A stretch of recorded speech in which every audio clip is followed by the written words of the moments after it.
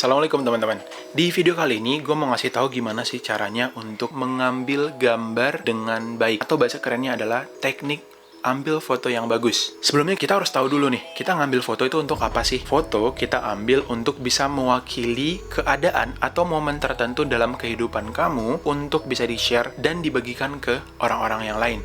Nah, maka dari itu foto harus memiliki keterwakilan tersebut dari momen hidup kamu. Hal yang paling sering orang bilang itu adalah foto kan harus pakai kamera yang bagus. Terus gimana caranya gue bisa ngasilin foto yang bagus kalau misalnya gue nggak punya kamera? Teman-teman nggak perlu minder, teman-teman nggak perlu punya kamera yang bagus. Banyak kawan-kawan kita punya kamera yang bagus dan punya peralatan yang bagus, tapi mereka tidak menggunakannya.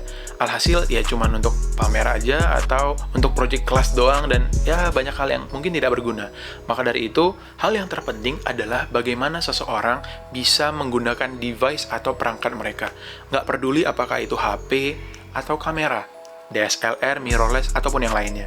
Yang penting adalah kamu bisa dan mengerti bagaimana cara menggunakan perangkat yang kamu gunakan.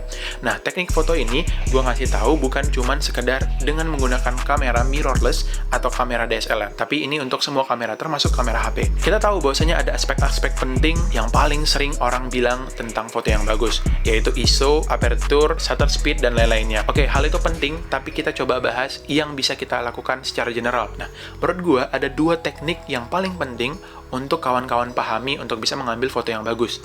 Apa itu? Yang pertama adalah angle, dan yang kedua adalah momen. Sepenting apa sih sebenarnya angle dan momen ini? Oke, kita bahas dari yang pertama. Yang pertama adalah momen. Momen itu penting, kenapa? Karena tidak semua kegiatan yang kawan-kawan alamin itu bisa dirasakan oleh yang lainnya. Contohnya nih, gue sebagai mahasiswa peternakan jarang yang namanya duduk di kelas misalnya. Maka dari itu, banyak foto-foto yang gue ambil atau keadaan yang gue lewatin itu berada di kandang atau di luar ruangan. Beda dengan orang-orang yang misalnya nih, kawan-kawan yang bekerja di kantor atau di pabrik. Oke, kita langsung kasih contoh fotonya. Nah, ini momen yang saya lewatin bersama kawan-kawan yang ada di Fakultas Peternakan. Ini beberapa kawan-kawan saya yang sedang praktikum di kandang. Nih, contohnya, mereka sedang tertawa dan hampir memegang sapi nih istilahnya ya. Nah, di sini kita lagi praktikum. Jadi, foto itu harus menceritakan sebuah momen. Alhasil bisa tersalurkan. Oh, jadi kita tuh sedang senang gitu loh dalam foto tersebut. Oh, kita sedang enjoy dalam praktikum tersebut. Nih contoh lainnya. Ketika gue menjulurin tangan ke sapi. Nah, sapi ini kan suka istilahnya asin-asin gitu. Nah, kita lagi keringatan, jadinya dia suka ngejilatin tangan kita. Nah, momen seperti ini yang tidak bisa didapatkan oleh kawan-kawan yang mungkin di luar dari bidang peternakan. Nah, contohnya lagi nih, karena mahasiswa pasti sering praktikum di lab. Contohnya nih, gue lagi praktikum di lab dan foto teman-teman nih. Jadi, muka penasaran mereka, keingintahuan ketika mereka melakukan sesuatu. Nah, itu momen-momen yang penting untuk diwakilin dari sebuah foto. Contohnya juga nih, jadi gue di kelas, ada kelas internasional, ada praktikum kelas internasional. Alhasil, ada seorang bule nih. Nah, bule ini sedang bertanya ke asisten praktikumnya. Momen tersebut menunjukkan bahwasanya bule tersebut sedang menunjuk sebuah lembar kertas dan sedang bertanya kepada asprak tersebut atau asisten praktikum tersebut. Nah, sebegitu penting keterwakilan dari momen di dalam sebuah foto yang alhasil bisa menceritakan apa sih makna dari foto tersebut. Dan yang kedua adalah angle. Nah, kita perlu ketahui terlebih dahulu nih, ada banyak macam angle yang perlu kawan-kawan ketahui. Ada beberapa macam angle atau sudut dalam pengambilan foto. Yang pertama itu adalah eye level, high angle, low angle, dan frog level. Berbicara tentang angle, gue mau cerita sedikit bahwasanya foto-foto yang sering gue ambil itu adalah foto-foto yang eye level. Nah, kita coba lihat contohnya. Kawan-kawan kalau misalnya ngelihat sebuah hewan, pasti ngelihatnya itu dari sudut atas. Maka dari itu, jarang orang yang mau ngelihat angsa. Mereka duduk terus ngelihat angsa itu searah mukanya. Nah, maka dari itu, foto yang gue ambil ini, salah satu foto angsa sedang mengebakkan sayapnya, yaitu gue ambil ketika angsa ini sedang beraktivitas. Pertama, momen tadi. Yang kedua adalah angle. Nah, angle yang diambil itu adalah angle eye level, yang sejajar dengan mata angsanya tersebut.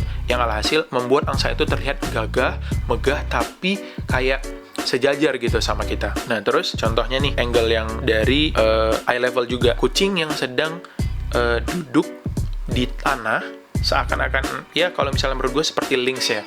Nah, melihat ke arah yang mungkin kita ketahui, tapi ada sebelahnya itu daun seperti itu. Nah, ini termasuk angle yang eye level tapi frog view. Jadi didekatkan ke tanah sejajar dengan mata dari kucing tersebut. Oke, tadi ada yang kurang satu, yaitu bird's view.